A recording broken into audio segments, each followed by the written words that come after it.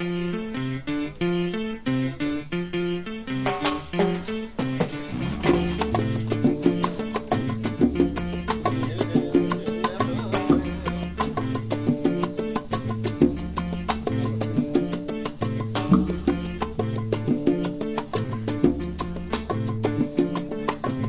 vida está pendiente de una rosa, porque es hermosa y aunque tenga espinas, me la voy a llevar a mi casita, porque es bonita mi rosa momposina.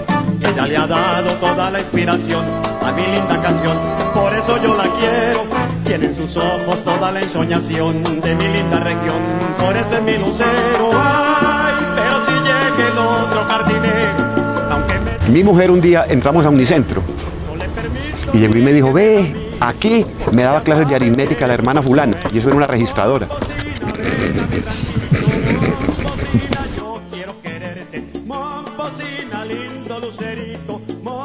Esa es la cosa, ¿cierto? Cómo cambian los espacios y cómo nosotros somos sensibles al cambio, ¿cierto? Es más, hasta sin enfoque crítico. No hay necesidad.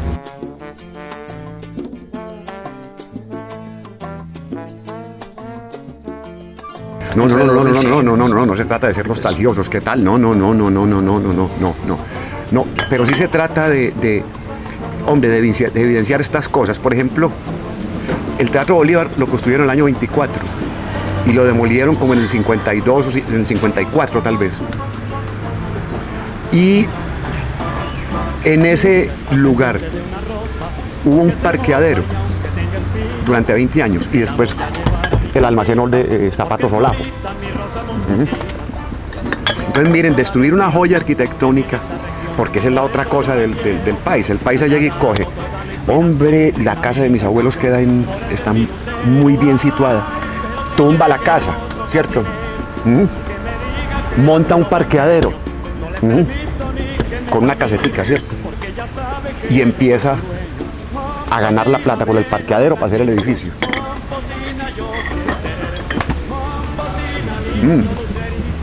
Miren eso, ¿cierto? Y uno mira y la idea es atacar duro ese sentido del paisa. ¿El sentido del paisa cuál es? Lo que les decía, el bulldozer, ¿cierto? El paisa primero tiene un hacha, ¿cierto? Y le dice, antioqueño, venda esa hacha que ya acabó con las selvas del país. El antioqueño vende el hacha y compra un bulldozer, ¿o no? Y empieza a demoler las ciudades. Y le dicen, ve, hombre antioqueño, ya demoliste, estás acabando con las ciudades, vende ese berraco bulldozer. Y el antioqueño vende el bulldozer y compra una moto y una metra y sigue tumbando.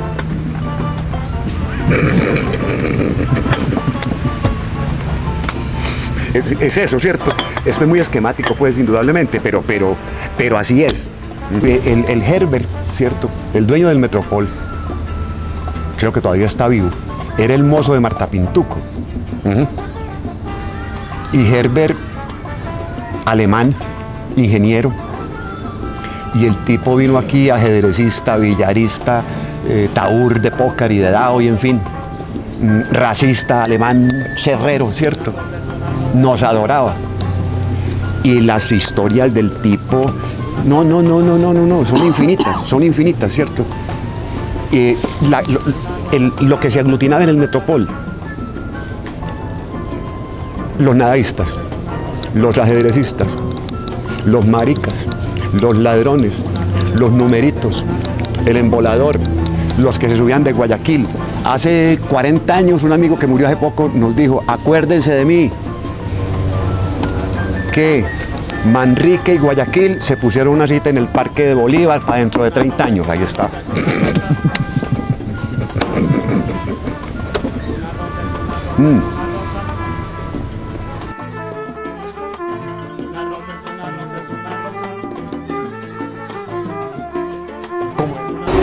El café donde nosotros veníamos era una especie de hangar enorme, salón de billares y de ajedrez, y en el fondo también había un garito, jugaban póker, remis y en fin. El techo era altísimo, como se ve allá al fondo, el techo era de una estructura metálica y con tejas de zinc. Y tenía un paisaje diurno pintado. Entonces uno a la medianoche no era y no mirar al techo, mirar al cielo raso y creía que eran las 10 de la mañana y podía seguir tranquilo. Era tan grande el café, al principio no había un orinal a la entrada, ¿cierto? Entonces era mucho mejor ir de aquí, del Metropol, al café de la esquina, al Miami. En el Metropol, por ejemplo, vi jugar billar a Leopoldo Carreras, que fue campeón mundial por allá por los años 60. Vi jugar ajedrez a Miguel Nagdorf, que fue aspirante al título de ajedrez muchos años. Y aquí se jugaban los campeonatos de ajedrez colombianos también. Cuellar Gacharná, Sánchez, Bernardo Fernández. Aquí empezó Carlos Cuartas a jugar. Miren la altura del techo. Y entonces los sanitarios venían a dar contra esta pared. Pero esa altura sí es imponente y majestuosa, ¿cierto? Yo nunca en la vida he visto un café que tuviera un techo tan alto como este.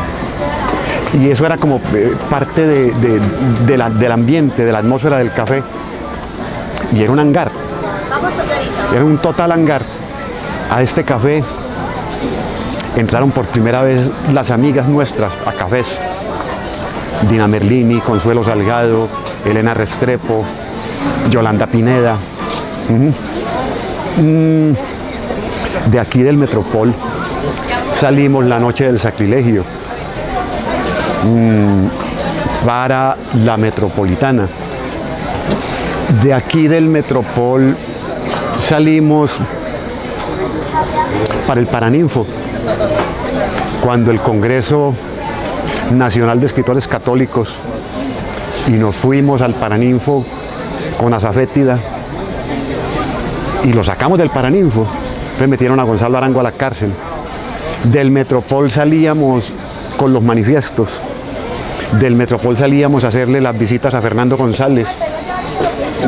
Y alguna vez él vino hasta la esquina del Café Miami y se encontró, venía donde el dentista.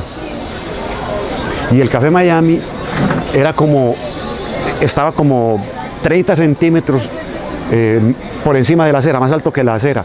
Entonces las mesas del café uno quedaba como en una cátedra de profesor. Y las muchachas de la época venían porque el café tenía puertas por Caracas y puertas por Junín, pero no tenía paredes sino vidrieras. Entonces uno quedaba ahí como en una vitrina exhibido, ¿cierto? Y las muchachas venían a mirarnos, ¿no? Un día llegó Fernando González y nos dijo: muchachos, qué café tan bello este, qué lindo, y para ver pasar las muchachas, y en fin. No, ustedes sí. Y nos fuimos caminando con él hasta el antiguo Astor, que queda más o menos al frente del actual edificio Coltejer. Y nos sentamos en la parte de atrás del Astor. Resulta que salió una muchacha. Estaba comprando unos besos de negro y unos mazapanes. Entonces llegó Fernando González y nos dijo: qué maravilla, vean esa muchacha, carne organizada son las muchachas, son carne organizada. Entonces, miren muchachos, como me gustan a mí las muchachas, pero que yo ya estoy muy viejo, pero sigo siendo galante con ellas y caballero, de modo que me gustaría comprarle los mazapanes y los besos de negro a esa muchacha y regalárselos.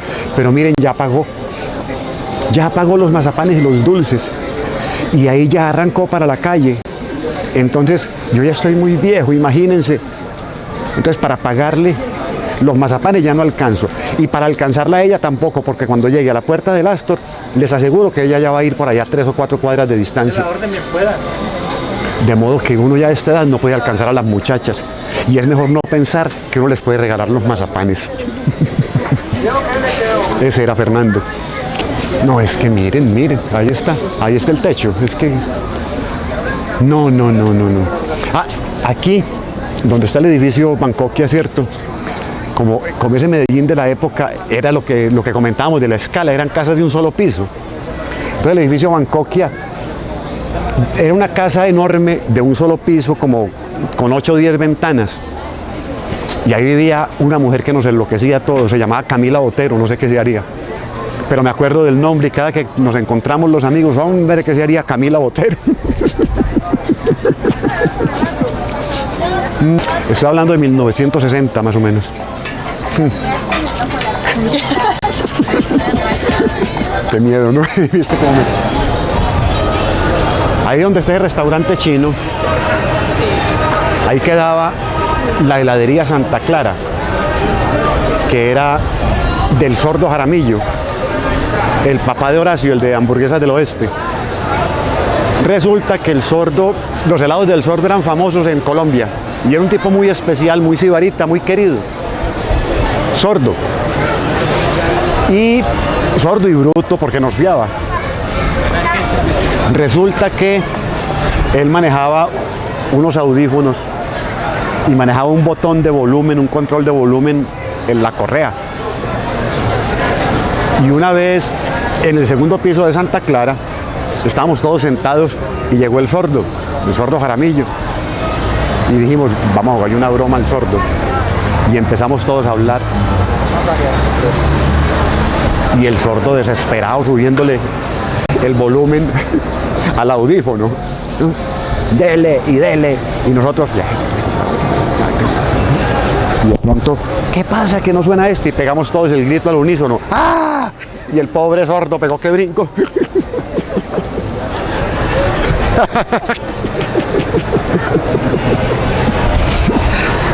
Esa era Santa Clara. Enseguida Versalles. La época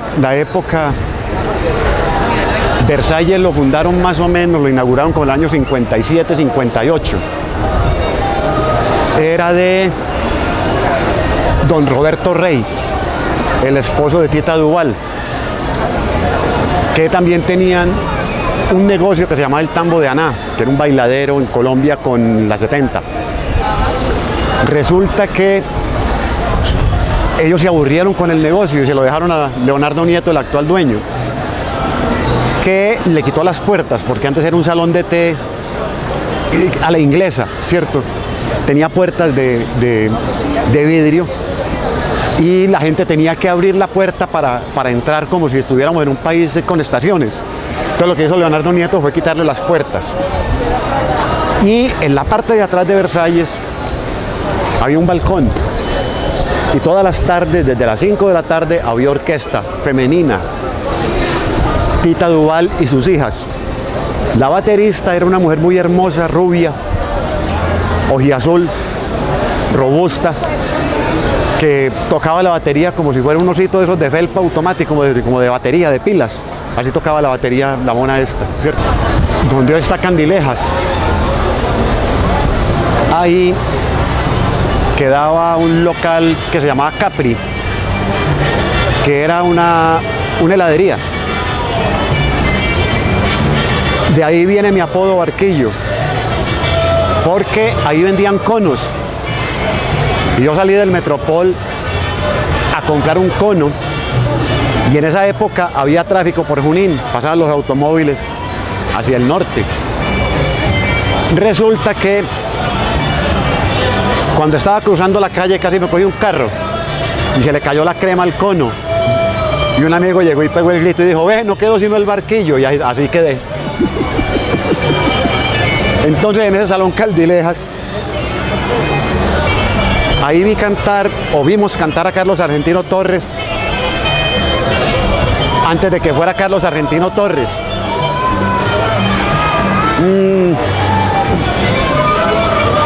Era también la época dorada de la radio, entonces estuvo Benny Moré, estuvo Bola de Nieve, Eva Garza, Libertad Lamarque, Miguel Aceves Mejía, Pedro Infante, lo que ustedes quieran, ¿cierto? Entonces la mayoría de esos personajes, músicos, cantantes, venían aquí a Capri, cuyo dueño era don Francisco Cuartas, que era el socio del hipódromo de San Fernando, y su otro socio era don Ramón Prats, que tenía el único restaurante español que había en Medellín, el restaurante Don Ramón. A ver esta. ¿Qué había aquí? Ah.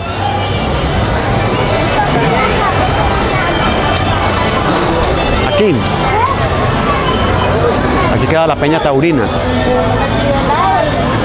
Y entonces, en temporada de toros, aquí nos veníamos a rematar corrida. Al fondo tenía una mini plaza, parecía una gallera, una mini plaza de toros al fondo. Y era como el lugar. Ahí, por ejemplo, después de una corrida, Melario Murillo le pegó un puño a un tipo que cae y lo mata, un picador de toros. Bueno. Ah. Esta es de las historias más divertidas. Aquí, donde está la farmacia. Esta era la farmacia se llamaba Farmacia Latina. Y era la farmacia de don Luis Hurtado, el papá de Pilar Hurtado, la esposa de Darío Lemos. Resulta que don Luis les vendía las pastillas, ¿cierto? Los feconales y los desparaxes y los apaciles y en fin, y las anfetaminas, ¿no? Y Darío y Pilar se enamoraron. Entonces don Luis, que no, como iba a dejar casar a su hija con un nadaísta y sobre todo con Darío, ¿no? Se perdió Pilar. Y como a los 2 meses supimos que estaba en Cali. Y llegó Darío Lemos y me dijo, hombre, ¿me acompañas a Cali? Y le dije, sí, con mucho gusto, pero no tenemos plata. Y me dijo, no, tranquilo. Fuimos y asaltamos la casa de Darío. La vaciamos. Vendimos esas cosas a un reducidor. Cogimos un avión y nos fuimos para Cali. Compramos ropa, muy buenos mozos íbamos. Yo me acuerdo que me conseguí una novia en el avión, una caleña que iba para la casa. Y se bajó del avión con maleta y todo y se fue conmigo para la casa de Pedro Alcántara, que no se iba para donde la mamá. Resulta que en Cali, Pilar y Darío, Darío decidió ir por Pilar. Entonces fuimos en 2 taxis. En un taxi íbamos Darío Lemos y yo. Y en otro taxi iban Elmo Valencia y J. Mario. Creo que con Melchor Sánchez. Resulta que era una casa de 2 pisos. Entonces Darío bajó a recoger a su novia. Cayó una maleta primero. Y detrás de la maleta cayó una muchacha. Y detrás de la muchacha sonó un tobillo roto. Pilar se rompió un tobillo al saltar del balcón. Entonces la plata del robo empezamos a gastarla en médicos. Y después el papá de Pilar puso un denuncio por secuestro. Entonces metieron a la cárcel a Darío y metieron a la cárcel a Pilar también, porque era la secuestrada. Ahí seguimos gastando la plata del robo pagando abogados. La última plata del robo nos la gastamos el día del matrimonio. No tenía arras la novia, entonces utilizamos unas monedas de 10 centavos que tenían acalarcado un indígena. No tenía una cachirula o un sombrero y era obligación en esa época a las mujeres entrar con la cabeza cubierta a las iglesias. Entonces le pusimos un pañuelito. Y así se casó Darío con Pilar enyesada y en fin. Bueno, sigamos. Aquí había un café precioso. Diminuto. Ahí donde dice Cigarrería Ancón. Diminuto y el dueño se llamaba Don Pacho. Y la mesera se llamaba Eunice. Y eran mozos.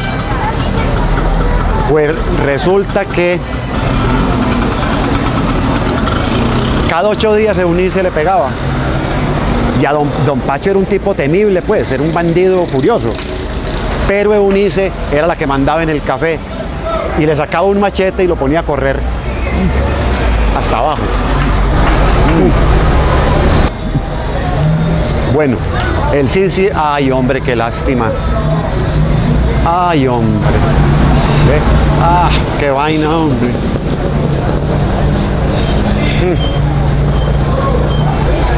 Este es el antiguo Teatro del Cid,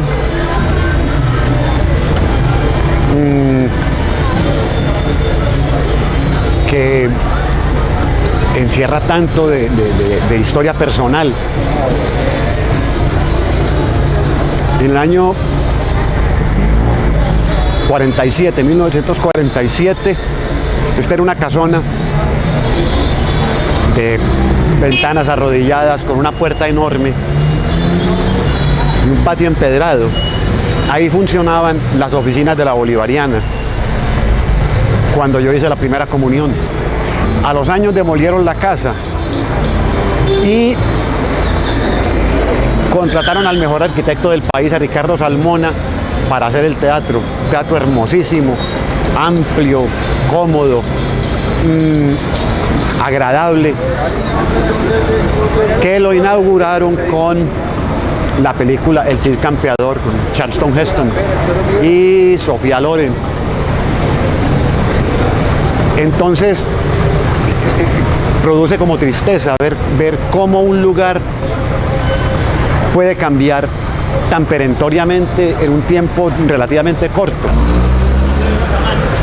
Esta cigarrería era un café. Antiguamente era un café, se llamaba Café Manzanares y era un café de locas. Nosotros veníamos mucho aquí a oír música, a oír la yenca de la tuba y a oír fiestas de Nicolás Torres. Resulta que un día vino J. Mario y nos tomamos unos tragos en el Hotel Nutibara y me dijo como a las 11 de la noche que necesitaba una señora.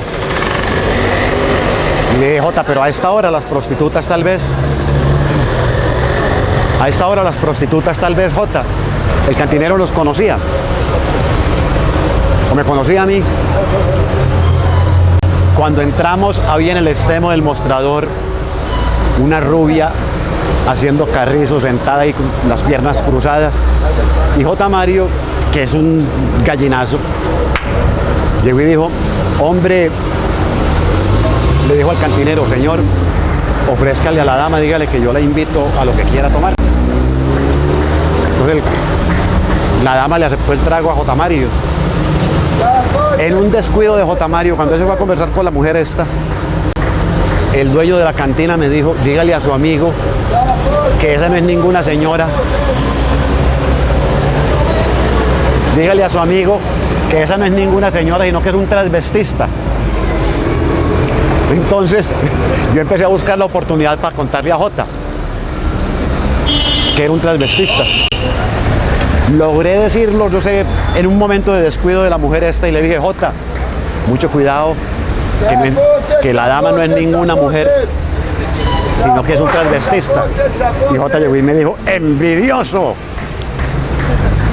Bueno, yo me fui para la casa y lo dejé con la mujer, pero muy confundido lo llamé al otro día al hotel muy temprano y le pregunté, Jota, ¿cómo te fue anoche? Y me dijo, yo soy el hombre más de malas del mundo. Imagínate que me conseguí un travesti y me salió mujer.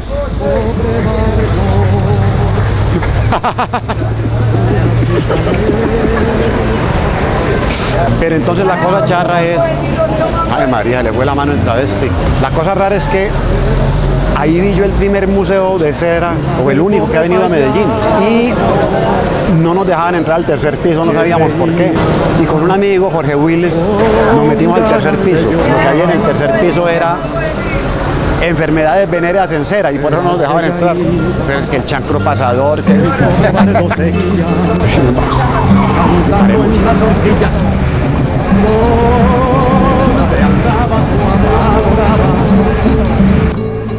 Con otro se casó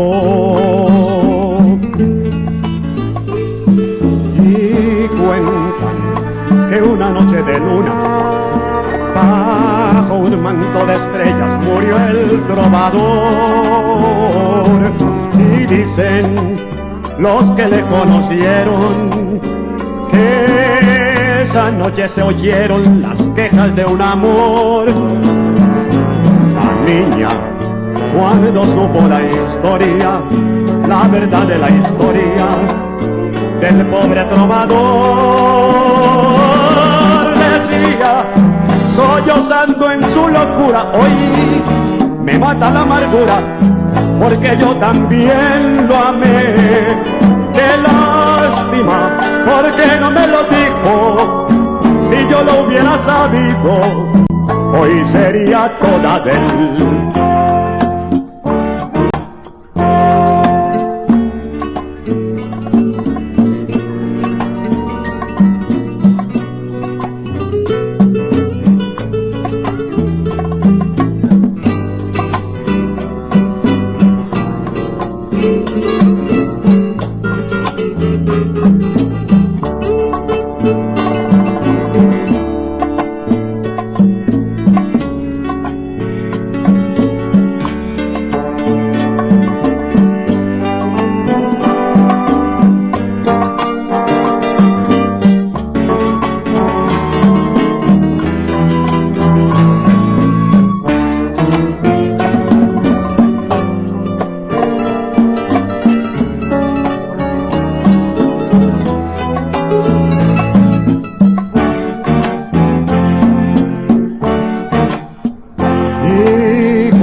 Cuentan que una noche de luna, bajo un manto de estrellas, murió el trovador.